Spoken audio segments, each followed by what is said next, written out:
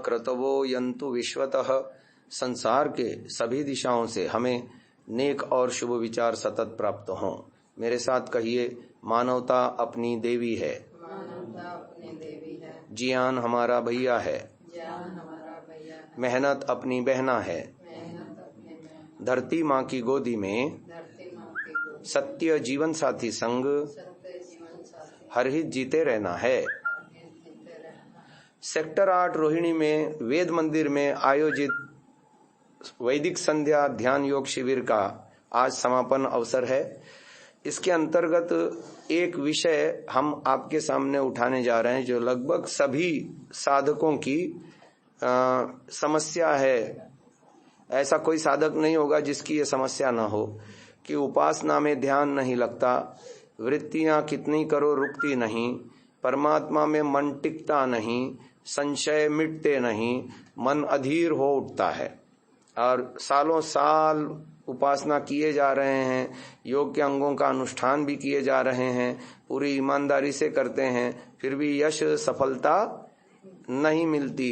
कभी कभी जुगनू चमक सफलता मिलती भी है तो वो ऐसी निकल जाती है जैसे हाथ के अंदर मुट्ठी में रेत हो और वो फिसल जाए सारी, ऐसी स्थिति बनती है और ये ऊपर नीचे बनता रहता है। तो इस समस्या से कैसे निजात पाएं? अब मैं आपको कुछ गहरी बातें इस विषय में बताना चाहता हूं। महानुभावों, ये समझिए, जिस काम में हमको रुचि होती है उस काम में हमारा मन लगता है। क्या कहा मैंने? जिस काम में रुचि होती है उसमें मन लगता है। अच्छा, जैसे अभी देखो टीवी पे हमारा पसंदीदा सीरियल आ रहा है, उसको देखते हुए मन भटकता है क्या? क्या अनुभव है आप लोगों का? पसंदीदा फिल्म देख रहे हैं, उस समय मन भटकता है क्या? किसी महिला को कल्पना करो कुकिंग में बहुत रुचि है और कुकिंग करते समय उसका मन भटकता है क्या? नहीं भटकता। आपको किसी को कोई सैलानी बन करके खुश है, मतलब जगह जगह घूमना फिरना वगैरह, अब वो आप प्राकृतिक सौंदर्य के जगहों में जाओ, वहां आपका मन भटकता है क्या? नहीं भटकता।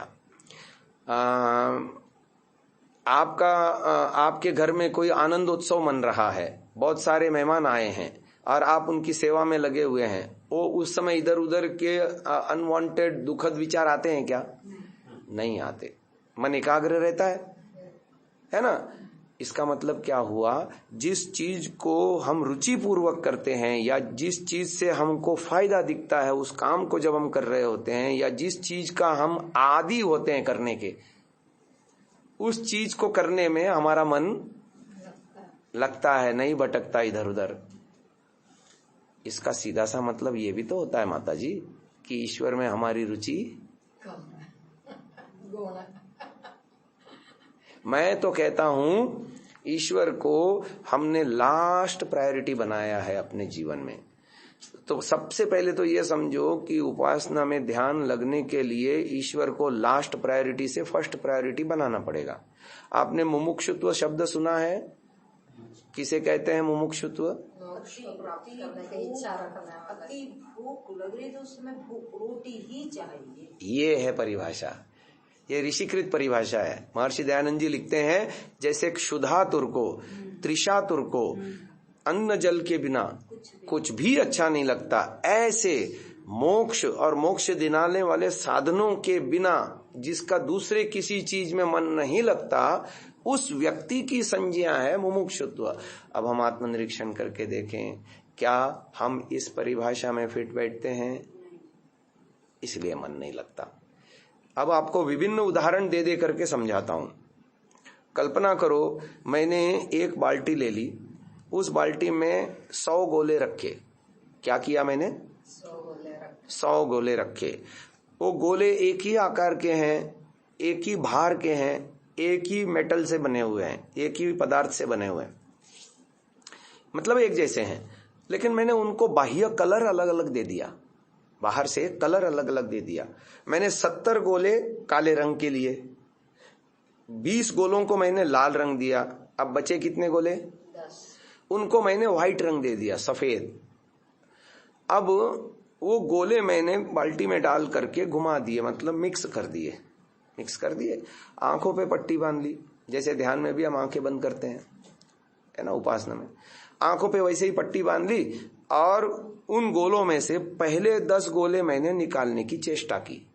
गोले अंदर घुमा दिए, मिक्स कर दिए। 70 गोले काले, 20 गोले लाल, 10 गोले सफेद। अब मैंने उसमें से पहले 10 गोले मैं निकाल रहा हूं। आपको क्या लगता है किन गोलों की सर्वाधिक होने की संभावना है 10 में से? काले। क्यों? क्वांटिटी में ज्यादा है, इसलिए उन्हीं की संभावना है। क्या आपके पास ऐसा कोई उपाय है कि आंखें बंद किए मैं सफेद ही गोलों को निकालूं और सारे के सारे 10 निकल आए? असंभव है, ठीक है ना। अब देखिए, यही होता है हमारे साथ, यही सिनेरियो होता है। अब एक दूसरी कंडीशन, हम कंडीशन को बदल नहीं रहे हैं, हम केवल अब देखो काले गोलों को भी नहीं छू रहे हैं, लाल गोलों को भी नहीं छू रहे हैं, उसमें सफेद गोले बढ़ाते जा रहे हैं। सफेद गोले 10 थे, 10 के हमने 100 किए, 100 के हमने 200 किए, वो उतने ही हैं। काले गोले अभी 70 ही हैं, लाल गोले भी 20 ही हैं। हमने सफेद गोले बढ़ाते गए, है ना। हमने 10 थे, उसके 100 किए, 100 के 200 किए, 200 के 1000 किए, 1000 के 1500 किए। कल्पना करो, अब 1500 के बंच में 70 गोले मात्र काले रंग के हैं और 20 गोले मात्र लाल हैं। अब फिर से उनको घुमा करके बाल्टी में आंखें बंद करो, अब आप निकालो, यही है साधना। मैंने अति सरल उदाहरण के द्वारा, जो एकदम बुद्धिगम्य है, छोटे बच्चे को भी समझ में आए, ऐसा आपको समझा दिया है। जीवात्मा की 2 गतियां हैं, या तो वो संसार उन्मुख जिएगा या ब्रह्म उन्मुख जिएगा। और ये बात आपको कहीं पुस्तकों आदि में नहीं मिलेगी, जो मैं व्याख्यान करता हूं, जिस तरह से करता हूं।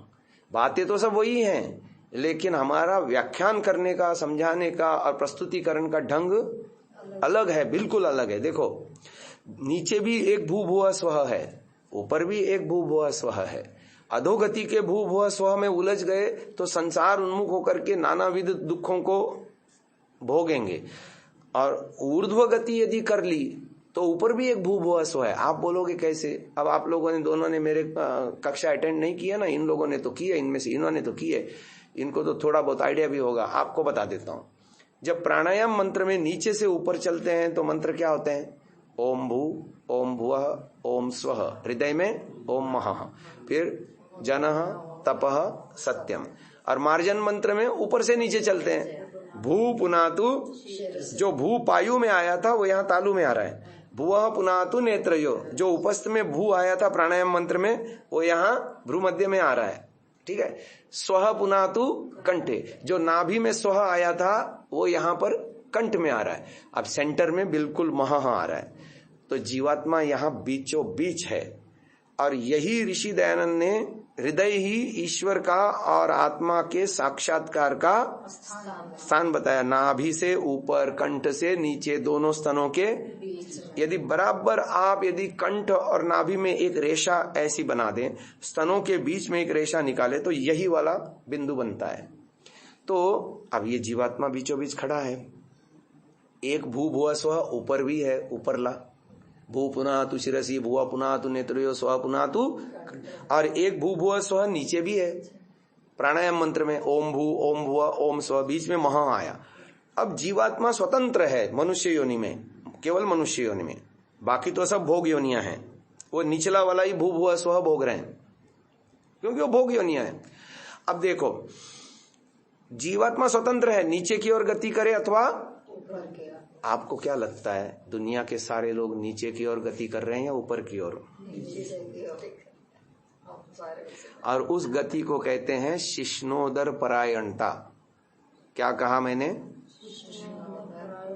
आहार, निद्रा, भय और मैथुन, इसको पशुवत माना गया।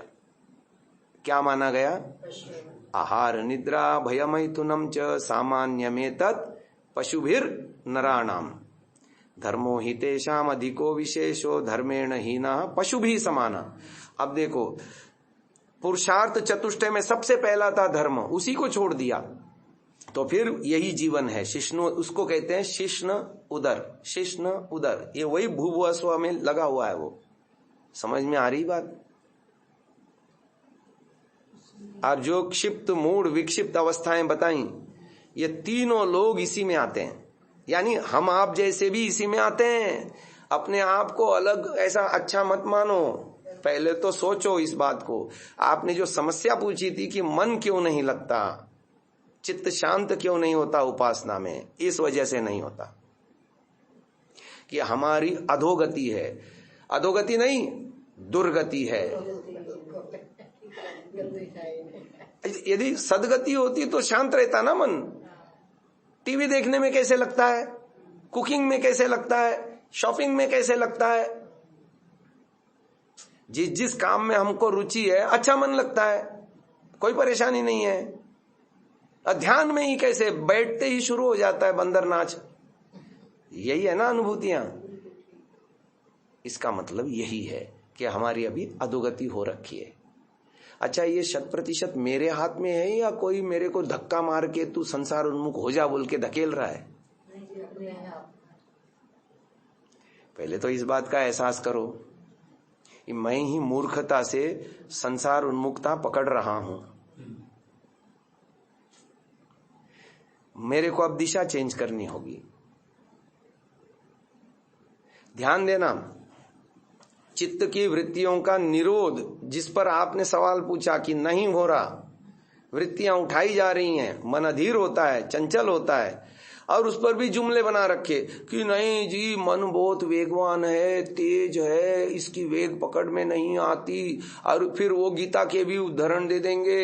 हाँ, और लोगों ने बड़े बड़े भजन भी बनाए हैं, ये मन बड़ा चंचल है, चिंतन में नहीं लगता, जितना भी फिर ये मचल जाए। आपको पता है, ऐसा कह करके आप खुद ही फिर से नीचे ही रहने के लिए अपने आप को बेड़ियां लगा रहे हैं। जब आपने ये माइंडसेट बना लिया कितना ही करो फिर भी मचल जाए, तो आप कभी नहीं ऊपर उठ सकते। आपने रूट कॉज पर चिंतन ही नहीं किया कि क्यों ये हो रहा है, जो कारण मैंने बताया अभी, और मैंने आपको उदाहरण से भी समझाया।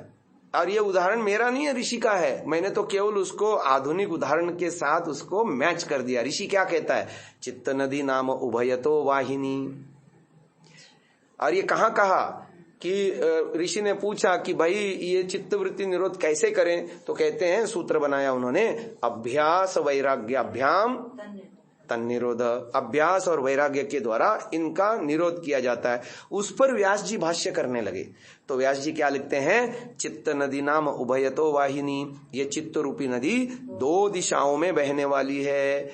अब देखो, सरल शब्द है, ऋषियों की भाषा ही ऐसी होती है कि एकदम सामान्य से सामान्य आदमी भी समझ सके और बुद्धि ग्राह्य हो सके। चित्त नदी नाम उभयतो वाहिनी, वहती कल्याणाय वहती पापाय च। एक दिशा उसकी कल्याण के लिए बह रही है, दूसरी दिशा उसकी पाप के लिए बह रही है। अब ये ऋषि के शब्द हैं, मेरे नहीं, मैं तो केवल संवाहक हूं। वो कहता है, या तो संसार प्राग भारा, संसार की ओर जाने वाली है, अविवेक विषय निम्ना, अविवेक को ढलान करके बहने वाली धारा, सा पाप वहा, वो पाप की ओर बहती है, पाप के लिए बहती है। या तो कैवल्य प्राग भारा, जो मोक्ष की दिशा में धारा बह रही है। विवेक विषय निम्ना, विवेक को है ना, सम्यक दर्शन, विवेक माने सम्यक दर्शन, विवेक को ढलान बना करके बहने वाली धारा, सा कल्याण वहा, वो कल्याणकारिणी है। अब यहां तक तो उन्होंने बता दिया चित्त रूपी नदी का वर्णन करके, है ना, दो धाराओं का।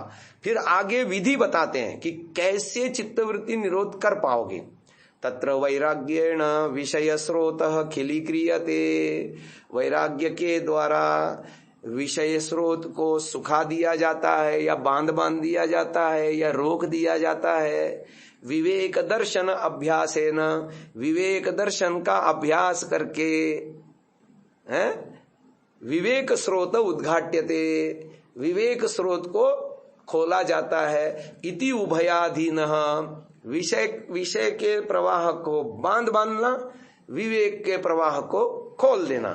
इति उभयाधीनः चित्त वृत्ति निरोधः। अब उपाय मिला ना, लग जाओ इस काम में।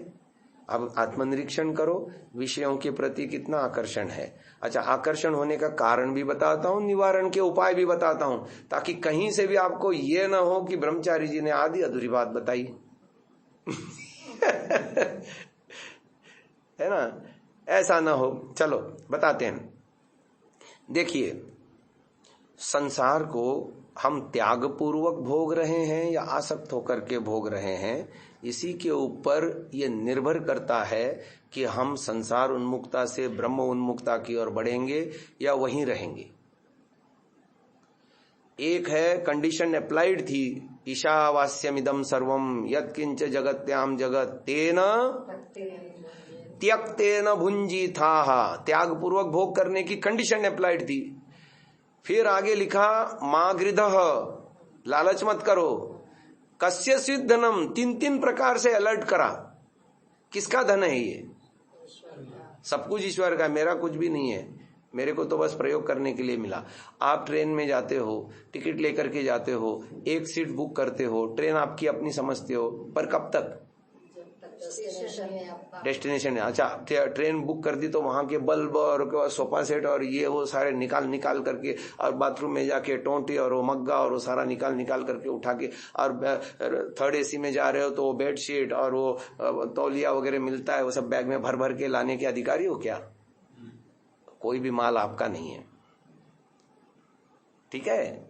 अब आप देखो, यही भूल है हमारी संसार में। यहां हर चीज के मालिक हम बन के बैठे हैं। और सावधान किया हवन करते समय संस्कृति ने हमको, इदन्न मम इदन्न मम इदन्न मम, और हर चीज पे इदम मम इदम मम इदम मम किए जा रहे हैं। ज्ञान मेरा, सामर्थ्य मेरा, योग्यता मेरी, पुरुषार्थ मेरा, पुरुषार्थ से कमाया हुआ सारा वितान मेरा, हर चीज पे मेरा मेरा मेरा मेरा मेरा ठप्पा लगाए बैठे हैं या नहीं? और उसी भावना से उसको भोग रहे हैं या नहीं? मेरा घर उपभोक्ता में, मेरा खाना पीना, मेरे रिश्तेदार, मेरे बच्चे, मेरा सब कुछ, ये वितान, मैं का वितान कितना फैला रखा है। और आप ये कहो कि मैं अनासक्त हूं, है या नहीं है? आसक्ति समझ में आया? अब ये समस्या रहते हुए उधर की गति नहीं होगी। इसीलिए मैंने कहा ये गति नहीं है, ये दुर्गति है। पहले तो हमको एहसास हो जाए तो भी बहुत बड़ा कल्याण हो जाए। एहसास ही नहीं है व्यक्ति को कि मैं गर्त में डूबा हुआ हूं, इस बात का एहसास नहीं। अपने को मानता अच्छा है, गर्त में डूबा हुआ है, दुखों को आकंठ भोग रहा है संसार में। सुख बिल्कुल जुगनू चमक है जीवन में। हम दुनिया में सुख ढूंढ रहे हैं पागलों की भांति। जिंदगी निकल गई, सदियां बीत गईं, सुख तो एक नहीं मिला, दुख ही दुख मिला। रिश्तेदारों में सुख ढूंढते रहे, खाने पीने में सुख ढूंढते रहे, घूमने फिरने में सुख ढूंढते रहे, वस्त्रों में आभूषणों में सुख ढूंढते रहे, धन संपत्ति इकट्ठा करने में सुख ढूंढते रहे, नाती पोती में सुख ढूंढते रहे। सुख नाम की चीज मिली नहीं। या धोखा खाया या नहीं खाया, मेरे को बताओ। इन चीजों में सुख ढूंढने के चक्कर में धोखा खाया या आपकी इच्छाएं पूरी हो गई सारी? धोखा। अच्छा, स्वीकारने को जब तक तैयार नहीं होंगे ना, प्रगति नहीं होने वाली। बोलो हाँ या ना? तो ये तो कर ले, पर आगे पतनाला वहीं गिरेगा, वही वाली बात है। स्वीकार तो कर लिया, हाँ, लेकिन आगे भी तो बढ़े ना। हाँ, तो स्वीकार कब किया? जब पंखों में उड़ने का, पैरों में दौड़ने की। इसीलिए वो ऋषि कहता है, क्या नाम, भर्तृहरि ऋषि कहते हैं, यावत् स्वस्थमिदं शरीरम अरुजम यावत् जरा दूरतो यावच्चेन्द्रिय शक्तिरप्रतिहता यावच्छयो नायुषः आत्मश्रेयसि तावदेव विदुषा कार्य प्रयत्नो महान संदीप्ते भवने तु कूप खननम प्रत्युद्यमः कीदृशः। सावधान किया उसने, है यावत स्वस्थमिदम, जब तक ये शरीर स्वस्थ है तब तक कार्य कर लो, संपादन कर लो। अरुजम, अभी तक रोगी नहीं हुआ है तब तक कर लो। यावत चेंद्रिय शक्ति रप प्रतिहता, इंद्रियों की शक्तियां जब तक क्षीण नहीं हो रही हैं, आंखों में देखने की शक्ति, कानों में सुनने की शक्ति, पैरों में चलने फिरने की शक्ति, तब तक कर लो। आत्मश्रेयसी तावदेव विदुषा, श्रेय मार्ग को पकड़ लो और ग्रैब कर लो, उसको हस्तगत कर लो। कार्य प्रयत्नो महान, आपके जीवन की सफलता हो जाएगी। वरना जब भवन ही जल गया और उसको बुझाने के लिए अब आप कुआं खोद रहे हो, भवन जल गया इधर पूरा का पूरा, अब फिर कुआं खोदने में लग गए कि कुआं खोदूंगा आग बुझाऊंगा। क्या कर लोगे कुआं खोद के भी? ये वाली स्थिति हमारी कहीं ना कहीं हो रही है। तो अच्छा, अब आगे चलते हैं, होगा कैसे। आसक्ति के विषय में पिछले वाले सत्रों में काफी कुछ बता दिया मैंने। पहले तो हमको ईश्वर को, जैसा मैंने कहा ना, ईश्वर हमारे जीवन में लास्ट प्रायोरिटी है। अभी माता जी को मैं थोड़ी देर पहले आपके आने से पहले यही बात बता रहा था जी, और आपको भी बता चुका हूं, आप जान चुकी हैं। ये नहीं है तो आप नए हैं तो दोबारा बता देता हूं। जो व्यक्ति ये कहता है कि मुझे संसार चाहिए, पहले तो पक्का मान के चलो उसे ईश्वर नहीं चाहिए। और ये तो समझ में आती है ना, जिसको ईश्वर चाहिए उसको संसार, ये तो दिखता है ना। क्या बताया था ऋषि ने कि विषय स्रोत को बांध बांध करके वैराग्य के द्वारा विषय स्रोत को बांध बांध करके विवेक दर्शन के द्वारा विवेक स्रोत खोलना है, जो समाधि की ओर ले जाएगा हमको। अब वैराग्य है ही नहीं, अभी तो आसक्ति है संसार में, दुखों से आहत हो रहे हैं और इसीलिए वहां मन नहीं लग रहा। तो वैराग्य कैसे आवे? मैं आपको एक उदाहरण देके समझाता हूं, बात एकदम स्पष्ट हो जाएगी। छोटा बच्चा है, बिल्कुल छोटा बच्चा, एक हाथ में उसके सामने शिशु, एक हाथ में उसके सामने चॉकलेट, टॉफी या मिठाई का टुकड़ा रखो, दूसरे हाथ में सबसे बड़ी नोट है इस समय 500 की, वो रखो। बच्चे को कहो एक चुनो, बच्चा क्या चुनेगा? ठीक है। अब वो बच्चा बड़ा हो रहा है, अपने पिता की गोद में बैठ करके उसी चॉकलेट की या मिठाई की दुकान में जा रहा है। वो देख रहा है कि पिता ने वही 500 का नोट निकाल के दुकान में दिया और उसने पूरा चॉकलेट का डिब्बा या मिठाई का पाव किलो का डिब्बा भी दिया, ऊपर से खुले नोट भी वापस दिए। बच्चा ने 1 2 बार 3 बार 5 बार देख लिया पूरा चॉकलेट का। मैं तो एक ही चॉकलेट की बात कर रहा था, पूरा चॉकलेट का डिब्बा आ गया, पूरा मिठाई का डिब्बा आ गया और ऊपर से पैसे भी वापस आए। बच्चे ने 2 3 बार देख लिया। अब उसी बच्चे के सामने आप चॉकलेट और 500 का नोट सामने रखो, एक चुनना है, बच्चा क्या चुनेगा? समझ में आ रहा है? 1 अरब 97 करोड़ वर्षों से हमने बोध प्राप्त नहीं किया कि मुझे चॉकलेट चुनना है या 500 की नोट चुनना है। अभी भी हम चॉकलेट के मोह में पड़े हैं। बोलो हाँ या ना?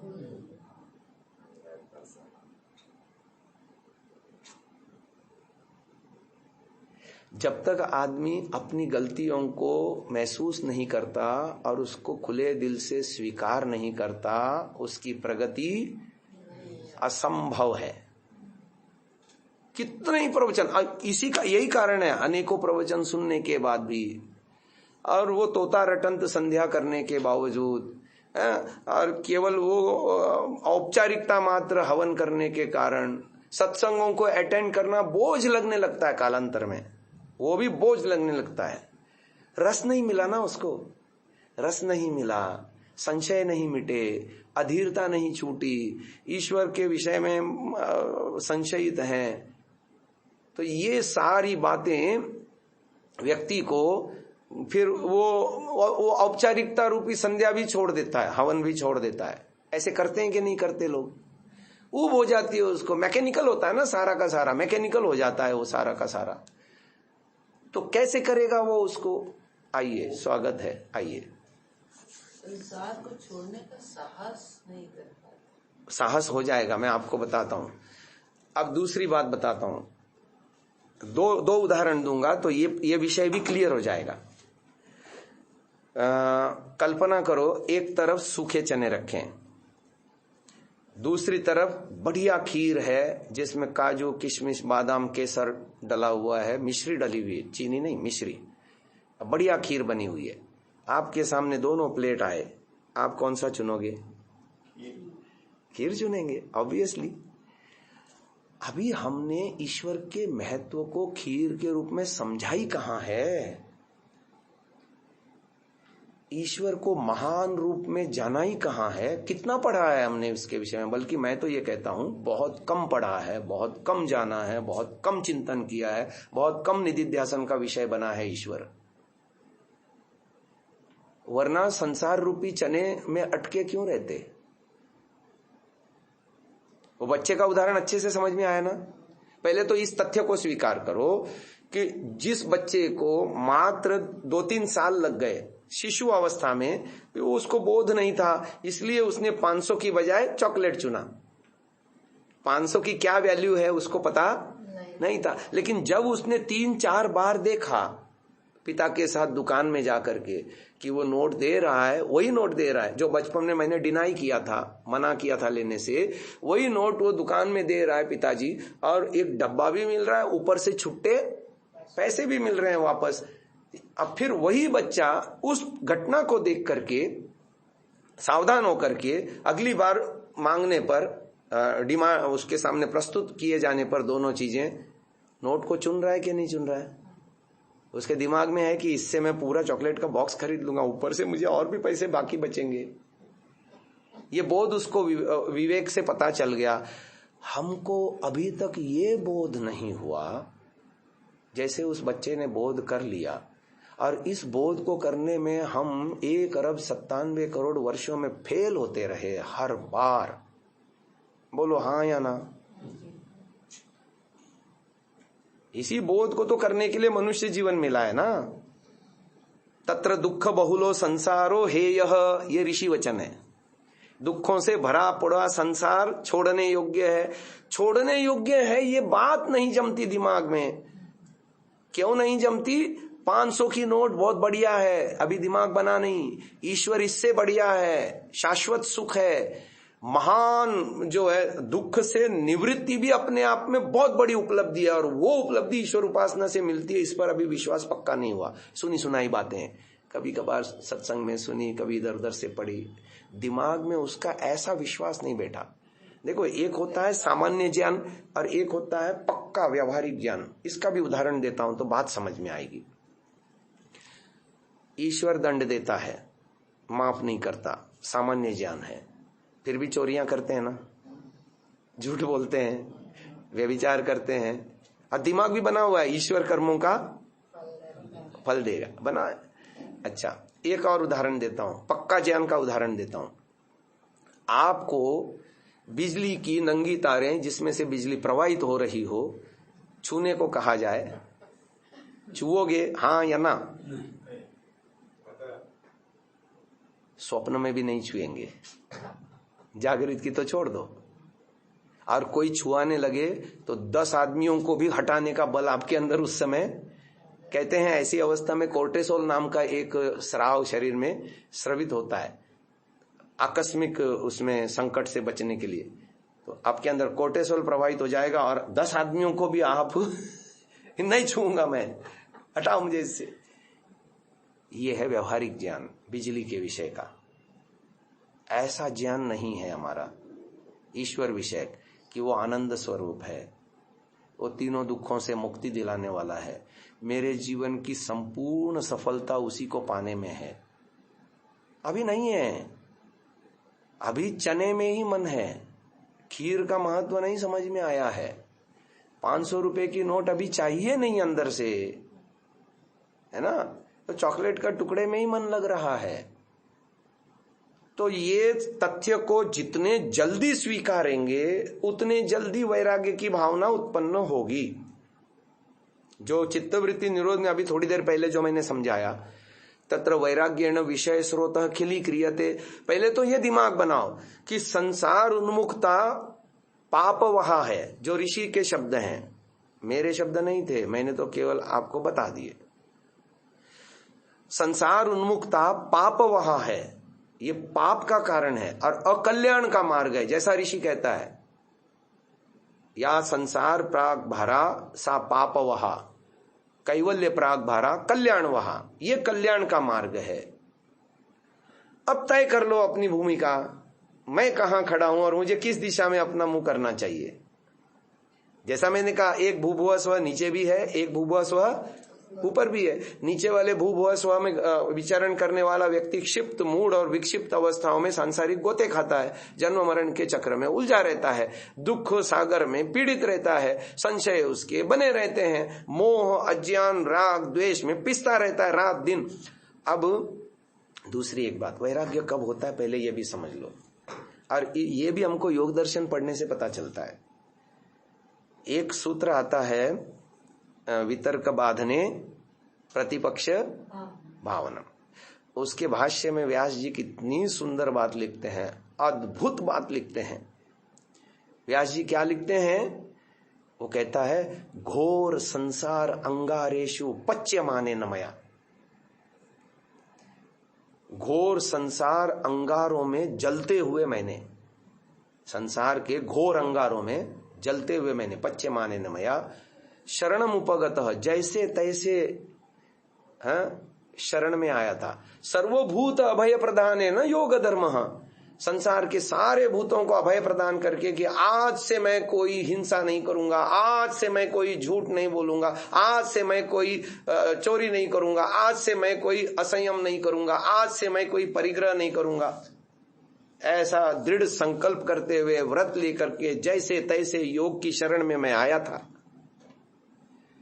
और अभी फिर से उन्हीं वितर्कों को ग्रहण करने लगा हूं, हिंसक हो उठा हूं, झूठा बन रहा हूं, चोरी करने की लोभ जग गया है, असंयमी हो रहा हूं, परिग्रही हो रहा हूं। यही है वितर्क। यमनियों के विपरीत आचरण वितर्क है ना। वितर्क बाद में प्रतिपक्ष भावनम की व्याख्या चल रही है। तो वो कहता है, पहले ही घोर संसारों के, जैसे कल्पना करो किसी ने दस्त लगने वाली चीजों का सेवन किया और उसको भयंकर दस्त लग गया, परेशान हो गया, फिर अगले दिन जब वो वही चीज दिखी उसको, फिर वही खाने लग गया, समझ पिछले दिन दस्त लगे थे लेकिन लोभ वशात अगले दिन फिर वही चीज खाने लग गया, है ना। अब व्यवहार भानु में उदाहरण दिया ना राजा का, वो बैंगन, खुशामदी लोग बैंगन की स्तुति करने लगे अगले दिन, अब खाया। और ऋषि दयानंद लिखते हैं, वहां एक शब्द गुजराती प्रयोग किया है उन्होंने, जाजरू, ले दस्त लग गए और दिन भर लोटा लेके जाजरू, है ना, शौचालय जाता रहा। फिर कल्पना करो अगले दिन फिर लोभ जग गया और उसी को खा रहा है। वैसा ही उदाहरण वहां भी दिया ऋषि ने। वो कहते हैं, स्ववृत्तेनेति भावयेत्, यदि मैं छोड़े हुए, संकल्प करके छोड़े हुए कि आज से मैं हिंसा नहीं करूंगा, चोरी नहीं करूंगा, झूठ नहीं बोलूंगा, व्यभिचार नहीं करूंगा, परिग्रह नहीं करूंगा और योग धर्म को अपनाऊंगा, संकल्प व्रत लेते हुए मैं योग धर्म में प्रवेश हुआ था, और फिर से मैं हिंसक हो उठा हूं, झूठा बन रहा हूं, चोर बन रहा हूं, व्यभिचारी बन रहा हूं, ये सारे बन रहा हूं, तो मेरी गति नहीं, दुर्गति उस कुत्ते के समान हो जाएगी। कुत्ते का उदाहरण दिया है, स्ववृत्तेनेति भावयेत्, बोले यथा श्वा वांता अवलेही। अवले चटनी को बोलते हैं ना, चाटने वाली चीज। जैसे कुत्ता लोभ में अधिक खा जाता है, जब पेट में समाता नहीं तो उसी की उल्टी कर देता है, फिर वो उल्टी को लोभवश फिर चाटने लगता है। ऐसी मेरी भी दुर्गति हो जाएगी। स्ववृत्तेनेति भावयेत् यथा श्वावांतावले ही त्यक्त्यस्य पुनराददान इति, जो त्याग दिया था, ऐसे ही मैं भी।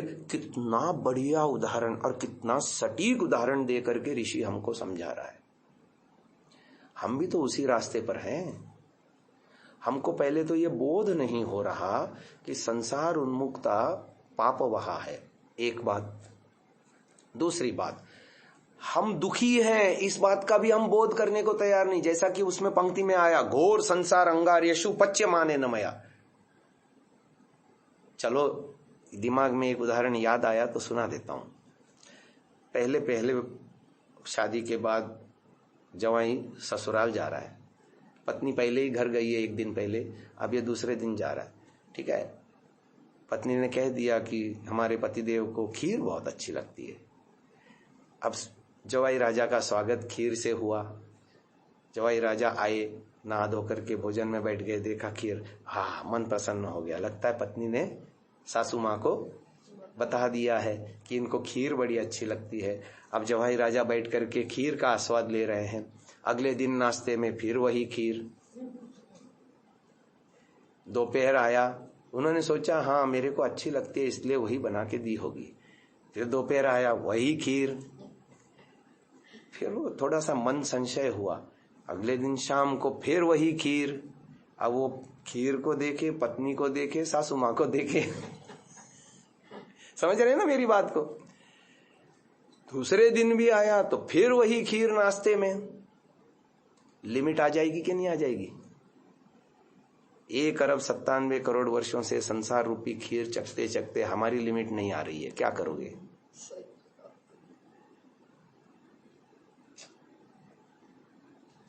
बोलो, यही स्थिति है या नहीं? इसी में सुख ढूंढ रहे हैं, जबकि सारे ऋषि अपना निर्णय दे रहे हैं, कुत्रापि कोपि सुखी न परिणाम ताप संस्कार दुखैर गुणवृत्ति विरोधाच दुखम एवं सर्वम विवेकिना। बुद्धिमान आदमी के लिए सारा ही दुख का गड्ढम गड्ढ है। तीसरे ऋषि को पूछो, वो कहता है आये दुखम व्यये दुखम धिघरतान कष्ट संश्रयान नानुपहत्य भूतानि भोग संभवती इति। दूसरों को कष्ट दिए बिना और दूसरों को कष्ट दोगे तो आपको भी दुख भोगना पड़ेगा, भोग संभव ही नहीं है। अब आप देख लीजिए, इतने सारे प्रमाण होते हुए विषय सुखम च अविद्या इति उक्तम। एक और ऋषि कह रहा है, आप कभी अनासक्ति योग पुस्तक पढ़िए, ब्रह्मचारी जगन्नाथ जी के द्वारा लिखी हुई है। हाँ, मैंने उसकी ऑडियो बुक बनाई है, मेरे ऐप में पढ़िए, आप वहां से सुन सकते हैं। मेरा ऐप डाउनलोड कर लीजिएगा माता जी, उस पे लिखा है नाम, पुस्तक में लिखा है, मैंने जो पुस्तक दी है ना उसके मुख पृष्ठ पे लिखा है शांतसा एंड्रॉइड में शांतसा नाम से। उसमें वो अनासक्ति योग पूरी पुस्तक ऑडियो बुक के रूप में पढ़ी है। 10-10 मिनट के रोज एक भी सुन लिया तो भी भाव बनेंगे। पुस्तक तो है, हाँ, तो ये सुनने से भी भाव बनेंगे। तो कहने का तात्पर्य ये है कि इन सारे कारणों से उपासना में मन नहीं लगता, जबकि व्यवहार जीवन में जिसमें हमको रुचि होती है उसमें हमारा मन नहीं भटकता। पसंदीदा टीवी सीरियल में मन नहीं भटकता, पसंदीदा रेसिपी बनाते हुए कुकिंग में मन नहीं भटकता, शॉपिंग में जाते हैं तो मन नहीं भटकता, जंगल में जाते हैं तो सीन सीनरी देखते हुए मन नहीं भटकता, अच्छा मन लगता है, आह्लादित रहते हैं, प्रसन्न रहते हैं। इधर क्यों मन भटकता है? इसका कारण यह है हमारी संसार उन्मुखता। संसार दुखमय है, इसको पहचान नहीं पाना और निश्चय नहीं कर पाना। पहचान तो लिया पर वो वैसा ही ज्ञान है जैसा ईश्वर दंड देगा, पर पाप तो फिर भी किए जा रहे हैं ना। सामान्य ज्ञान है, निश्चयात्मक ज्ञान नहीं है, जैसे बिजली के करंट जैसा कि संसार दुखमय है। नहीं बना अभी, इसको स्वीकार कर लो। जितने जल्दी स्वीकार करोगे उतनी जल्दी उधर की प्रवृत्ति होने वाली है, क्योंकि आप तभी प्रवृत्त होते हो जब आपके पास दूसरा कोई विकल्प नहीं बचा। अभी तो आपके पास विकल्प है, पोता होने वाला है, इंक्रीमेंट नौकरी में मिलने वाली है, अधिक पैसे आने वाले हैं, नया मकान लेने वाले हैं, कार पुरानी होगी नई कार आने वाली है, नाना तरह के प्रलोभन है। नचिकेता जी को भी यही दिए थे ना, पर नचिकेता और हम में ये अंतर था कि यम जब उसको दे रहा है प्रलोभन तो ये ले ले, ये ले ले, ये ले ले, ये ले ले, वो कहता है वरस्तु वरणीय स एव, मुझे बस वही चाहिए। क्या मेरी स्थिति मानसिक ऐसी बनी है जिसको मुमुक्षुत्व नाम दिया गया? जैसे क्षुधातुर को, त्रिशातुर को सिवाय अन्न जल के कुछ अच्छा नहीं लगता, वही तो स्थिति नचिकेता की थी। क्या मैं नचिकेता बनने को तैयार हूं? अपने आप से क्वेश्चन पूछो। यदि तैयार हो तो आपका कालांतर में मन लगेगा, ये मैं गारंटी देता हूं, पक्की गारंटी है मेरी ओर से। और हम विधि विधान भी बताएंगे कैसा करना, क्या करना, तैयार है सारा। ऋषियों का है, हमारा तो क्या है।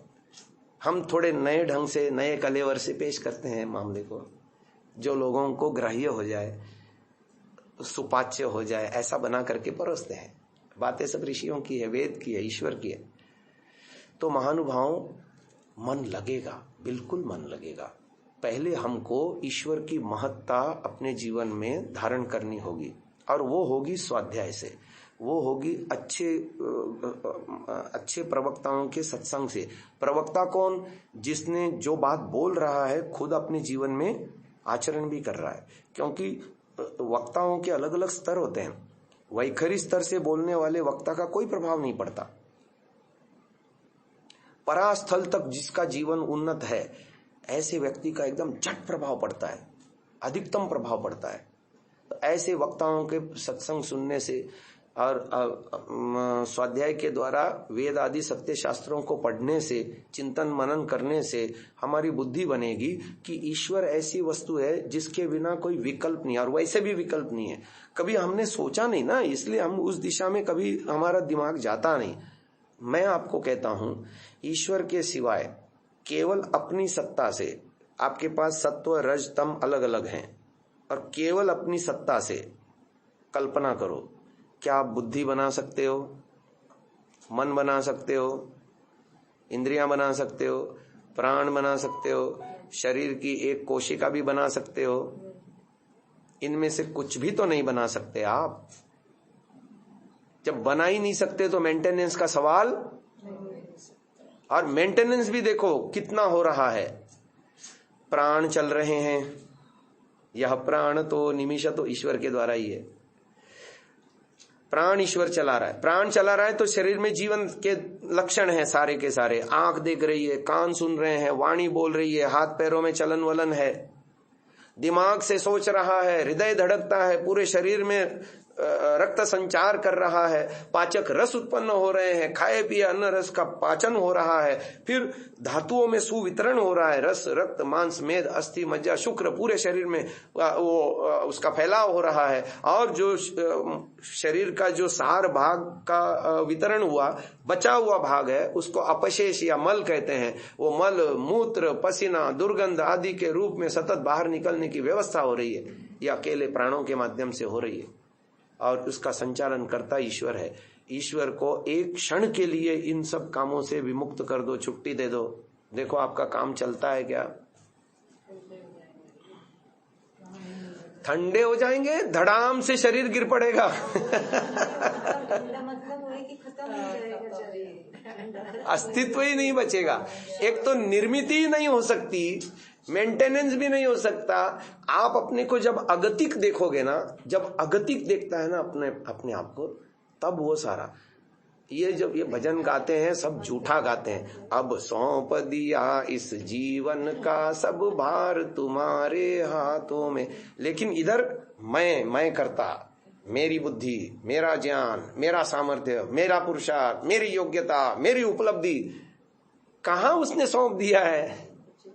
समर्पण में ये भाषा नहीं होती। अपने आप को छलावा कर रहे हो, धोखा दे रहे हो। जब महत्ता अगले की समझ में आती है ना, मैं तो कुछ भी नहीं हूं उसके सामने। कल मैंने अपना एक स्टेटस लगाया फेसबुक पर। फेसबुक ने मेरे को 8 साल पहले का एक चित्र दिखाया और एक खाली फ्रेम दे दी और कहा आपका वर्तमान चित्र इसमें डालो और फिर से इसको रीपोस्ट करो। तो मैंने वर्तमान चित्र डाला उसमें पुराने चित्र के साथ, और ऊपर कैप्शन लिखा। पता है क्या कैप्शन लिखा? न इसका, न उसका, न इनका, न उनका, ब्रह्मधारा मैं तिनका।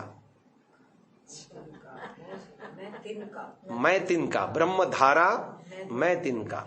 पर उसके पहले जो 4 वाक्य थे, पहले उसको भी तो सोचो। न इसका, न उसका, न इनका, न उनका। ये भाव हमारे दिल में आएगा तभी तो ना समर्पण की भावना आएगी। ये भाव नहीं जग पाता, क्योंकि भाव जगने में सबसे बड़ा बाधक है ये आसक्ति, ममत्व, स्वस्वामी संबंध, और जड़ें उसकी इतनी भयंकर हैं।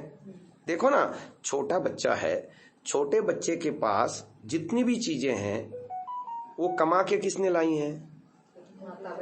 उसके माता पिता ने।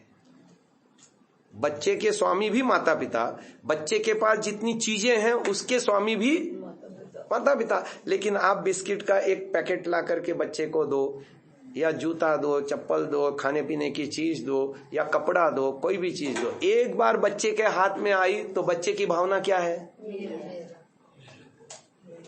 हम उसी बचपने में जी रहे हैं संसार में। ये बात पकड़ में आई या नहीं आई? उसी बचपने में जी रहे हैं। अच्छा, व्यवहार रोज हवन में बोल तो रहे हैं इदन्न मम, इदन्न मम, इदन्न मम, और व्यवहार जीवन में विद्या की वृद्धि कर रहे हैं या अविद्या की वृद्धि कर रहे हैं? आर्य समाज का बिल्कुल 8वें नियम का शीर्षासन कर रखा। आर्य समाज का 8वां नियम क्या कहता है? अविद्या का नाश और विद्या की। तो जहां आप ये समझते हो मेरा ज्ञान, मेरा सामर्थ्य, मेरा बल, उससे किया गया पुरुषार्थ, मेरा पुरुषार्थ, मेरी उपलब्धियां, मेरी संपत्ति, मेरा यश, मेरी कीर्ति, हर जगह मैं का वितान फैला करके क्या आपको लगता है आप समर्पण के भाव को टच भी कर पाओगे? समर्पण है कहां? समर्पण का भाव यदि नहीं बनेगा तो रुचि कैसे पैदा होगी? जब आपको परमात्मा की महत्ता दिख ही नहीं रही, सब जगह मैं ही दिख रहा है, तभी तो रावण बन गया ना। विद्या क्या कम थी उसके पास? विद्या तो उसके पास पूरेपूर थी। दुर्योधन के पास क्या कम विद्या थी? पांडवों के साथ उसने भी तो वही पढ़ा जो पांडवों को पढ़ाया, वही कौरवों ने भी पढ़ा। बस ये अहम। आपको मजे की बात सुनाता हूं। अहंकार नामक तत्व का कार्य है जीवात्मा को अपनी अनुभूति कराना। ये तो है सही। इसके बाद की जितने भी अहंकार का हम दुरुपयोग ले रहे हैं ना, अहम माने मैं, कार माने अनुभूति कराना, इतना ही उसका कार्य था। छोटा सा कार्य था जो छोटा बच्चा करता है। छोटे बच्चे में अहम नहीं होता, निरागस, तभी तो उसको निरागस, निष्पाप, है ना, सरल कहते हैं। हम क्यों नहीं सरल, हम क्यों नहीं निष्पाप, हम क्यों नहीं निरागस? क्योंकि हमने धीरे धीरे धीरे धीरे उस अहम को विकृत किया। और जो आज रूढ़ अर्थ में अहंकार माना जाता है ना, अहंकारी कह देते ना किसी को, ये अहंकारी है, तो वो अहंकार का दुरुपयोग करते करते करते करते और ये मम का वितान बढ़ाते बढ़ाते बढ़ाते, जिसको आज की मॉडर्न भाषा में ईगो कहते हैं।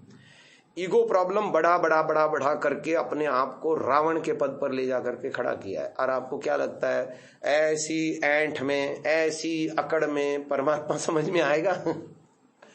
और उसी ऐंठ में हम जी रहे हैं। जहां ऐंठ खत्म करेंगे, जितनी मात्रा में करेंगे, मन लगेगा, मन लगेगा, 100% लगेगा। परमात्मा के महत्व को, जैसा मैंने अभी थोड़ी देर पहले कहा कि मैं अपनी निज शक्ति से ना तो सत्वर स्तंभ से बुद्धि बना सकता, अहंकार बना सकता, मन बना सकता, इंद्रियां बना सकता, प्राण बना सकता, तन्मात्राएं बना सकता, ना शरीर बना सकता, शरीर की एक कोशिका नहीं बना सकता। मानव जाति आज तक खून का एक कतरा नहीं बना सकी अपने लैब में। बोलो, आपको जब खून चाहिए होता है, गॉड मेड लेते हो या मैन मेड लेते हो? प्लास्टिक सर्जरी करते हो आप, पहले भी करते थे, हमारे ऋषि मुनि भी करते थे, वहीं से सीखा इन लोगों ने, आधुनिक लोगों ने। शल्य चिकित्सा नहीं, प्लास्टिक सर्जरी एक अलग चीज है। एक स्थान की त्वचा निकाल करके दूसरे स्थान में चिपकाते हो ना। आज सौंदर्य प्रसाधन के लिए कई सारे हीरोइनें उसका प्रयोग कर रही हैं कि नहीं कर रही? तो वो गॉड मेड लेते हो या आप अपने लेबोरेटरी में बना करके लेते हो? जब हड्डी टूटती है, आप छड़ लगा करके उसको रिपेयर करने की कोशिश करते हो, नई हड्डी बना करके आप नहीं लगाते हो। वहां कोई भी अवयव ले लो ना, आप हृदय ट्रांसप्लांट करते हो, ना कि आर्टिफिशियल हृदय लगाते हो। किडनी ट्रांसप्लांट करते हो, ना कि वो गॉड मेड है सारा। आपकी औकात ही नहीं है साहब। जो ईश्वर काम करता है उस काम को करने की आपकी औकात नहीं है। और आपके करने योग्य कामों को ईश्वर कर सकता है 100%, पर उसने अपने लिए नियम फिक्स कर रखा है कि मैं उन कामों को नहीं करूंगा। ये मेन अंतर है। जब आप अगतिक पाओगे अपने आप को ईश्वर के सामने, ना तो मैं इसको मैन्युफैक्चर कर सकता जो आज जिसका मैं उपभोग कर रहा हूं, ये सृष्टि भी और ये शरीर भी, और ना ही इसको मैं मेंटेन कर सकता, मेरे बस की नहीं है। ना ये यूनिवर्स चलाने की मेरे बस की बात है, और ना ही ये शरीर में जितनी क्रियाएं हो रही हैं उसको वो भी मेरे कंट्रोल में नहीं है, 100% उसके हाथ में। और वो पूरा न्याय करता है। मैं यदि मन का दुरुपयोग करूंगा दुलत्ती लगेगी, बुद्धि का दुरुपयोग करूंगा दुलत्ती लगेगी, इंद्रियों का दुरुपयोग करूंगा दुलत्ती लगेगी, प्राणों का, शरीर का, संसाधनों का दुरुपयोग करूंगा। अच्छा, अपने आप से प्रश्न पूछो, सामने वाला तुमको आकर के सावधान नहीं करता तो तुम खुद सावधान नहीं हो रहे, वैसे सावधान करता है। बीमारियां आती हैं, परेशानियां आती हैं, रुकावटें आती हैं, और सावधान होते नहीं हो। गलती किसकी? और वही गलती दोहराए जा रहे हैं, वही गलती दोहराए जा रहे हैं बार बार। अच्छा, देने वाला भी देखो कितना उदार, 1 अरब 97 करोड़ वर्षों से अवसर दे रहा है। आपका बेटा 10वीं में फेल हो जाए तो आप बोलोगे चलो भाई मार्च में फेल हो गया, अक्टूबर में फिर फॉर्म भर लेना। अक्टूबर में भी फेल हो जाए तो दोबारा मार्च आ रही है, चल और एक चांस देते हैं। लेकिन आपकी लिमिट आ जाएगी कि नहीं? और जब वो कहेगा कि 5-6 बार करके भी फेल हो गया तो आप क्या करोगे? दुकान पे ले जाओगे उसको, हाँ? हमारे नागेश जी कहेंगे चल अभी मेरे उसमें या उसकी क्या नाम गमलों के अंदर मट्टी भर, यही कहोगे कि नहीं कहोगे? लिमिट आ जाएगी कि नहीं आ जाएगी? समझो इस बात को। 1 अरब 97 करोड़ वर्षों से अगले की लिमिट आई नहीं, तैयार बैठा है। तो कितनी भी बार भूलें कर, कितनी भी बार गलतियां कर, कितनी भी बार तू पतित हो जा, मैं साथ खड़ा हूं तेरे। अब तो दया कर लो उसके ऊपर कि वो दयालु परमात्मा कितनी बार हमें क्षमा कर रहा है, कितनी बार हमारे भूलों को इग्नोर कर रहा है। For the sake of God, ऐसा कम से कम ऐसा नहीं सोचते तो कम से कम ऐसा तो सोचो।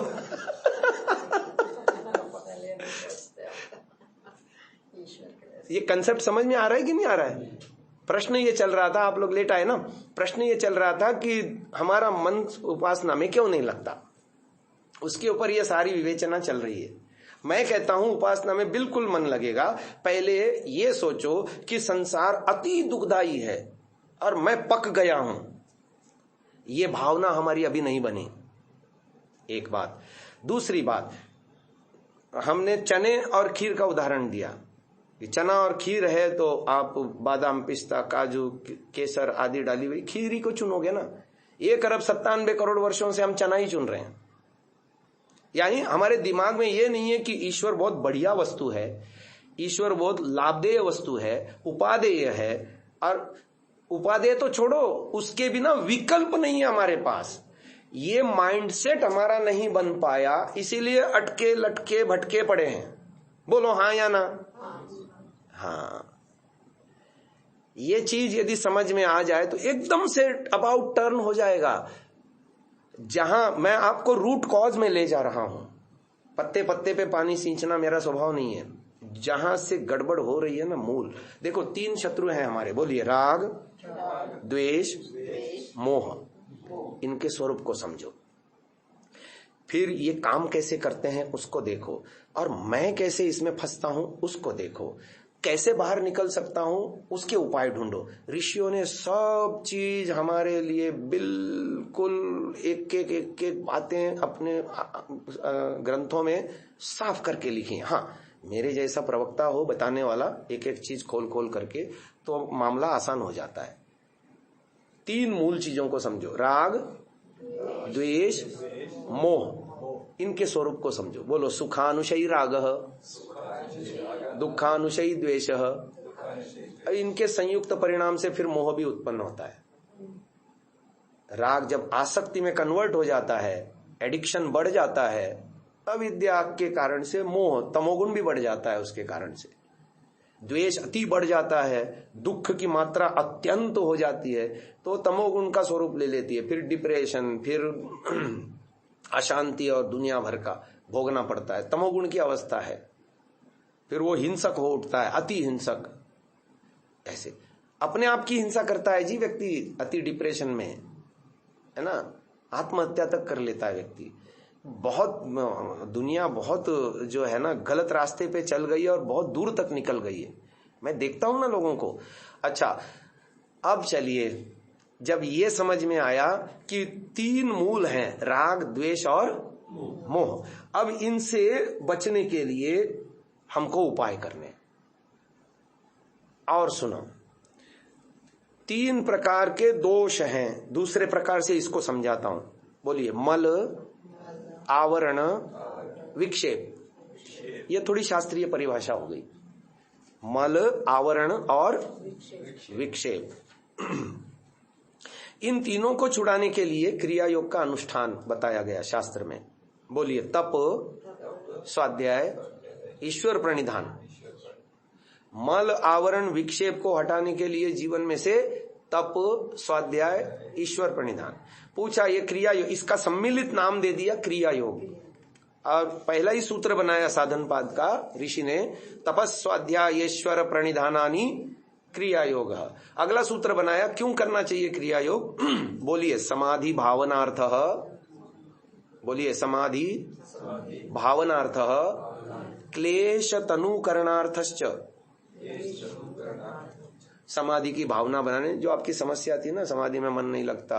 नहीं, मैंने तो संस्कारों को कब समाप्त होते। हाँ, नहीं, मैंने जो विषय उठाया, वो बाद में आपने भी कहा ना अनुमति दी उसकी। हाँ, उपासना के लिए बताया। हाँ, उपासना के लिए। हाँ, तो और ये सभी साधकों की यही इच्छा है कि चिंतन में मन नहीं लगता, ध्यान में मन स्थिर नहीं होता। उसके सारे कारण मैंने बता दिए। संसार उन्मुक्ता मुख्य कारण। संसार उन्मुक्ता का कारण राग, द्वेष, मोह में फंसना, राग, द्वेष, मोह का स्वरूप न समझना, ईश्वर के महत्ता को न स्वीकारना, ईश्वर की गुरुता को न समझना, ईश्वर के बिना मेरा कुछ नहीं हो सकता, इस बात का एहसास न होना, है ना। ये सारी चीजें हैं, इसीलिए मुमुक्षुत्व जीवन में नहीं आ रहा। और उधर संसार उन्मुक्ता में बहे जा रहे हैं, बहे जा रहे हैं, बहे जा रहे हैं, बहे जा रहे हैं। तो जैसे वैराग्य के द्वारा विषय स्रोत को बांध दिया जाता है और विवेक दर्शन के अभ्यास द्वारा विवेक स्रोत खोल दिया जाता है, इसी के बीच में चित्तवृत्ति निरोध की बात ऋषि लोग करते हैं।